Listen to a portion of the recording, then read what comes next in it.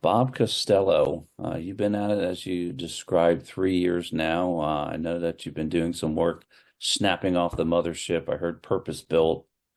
You want to give us an example or two of some things that you're working on to really modernize the CISA environment over there?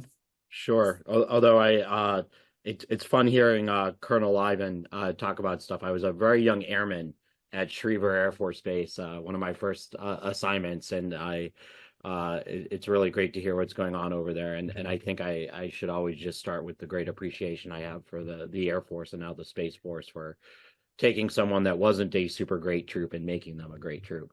Hats off to the work they're doing there.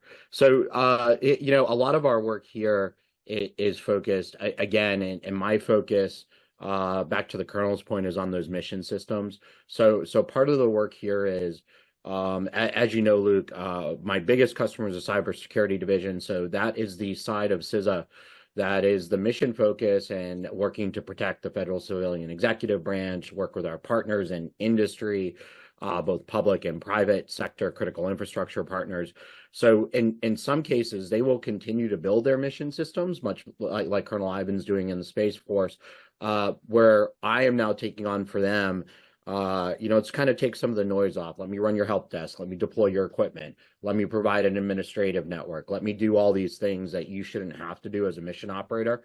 Bingo. And yeah, exactly. So, let me give you your mobile solutions, your operating environments, and you just deploy, run your missions.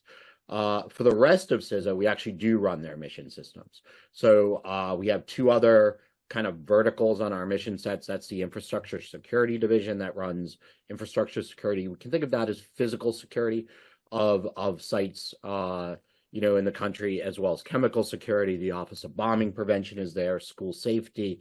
So we're now running those mission systems, and then we partner with the Emergency Communications Division and the National Risk Management Center to take on a lot of their work and kind of run their systems. So what we're concentrating on right now is kind of twofold. How do I strike that balance with our biggest kind of mission group, the cybersecurity division, so that we're both achieving our goals? I have certain things I have to do as the CIO, and at DHS, the only authorizing officials are the CIOs. So we work very closely with them on their systems, and then modernizing some of these old systems. But most importantly, you and I spent most of our careers here at DHS on the law enforcement and inspectional side, whether it was CBP, the Legacy Customs Service, ICE, INS, and so our goals there were, what officer safety, what do we have to do to ensure that they could access their systems,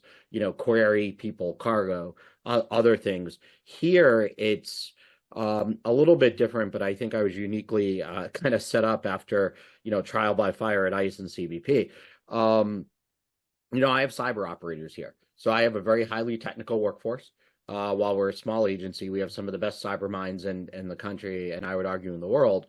So I have to have a very sharp focus on certain things that we provide, and then strike that kind of balance of, the systems I provide have to kind of meet the unique needs of people that are running cyber operations. So it's interesting, and that's kind of where our focus is right now: modernizing legacy systems, deploying administrative systems that allow people to do their work. And then kind of this consolidation of IT systems. Like, we have a lot of systems doing the same thing, yet I don't need 4 separate systems doing geospatial. I Absolutely. need one system that Absolutely. all the analysts can access from across different Hmm. menus. Fantastic.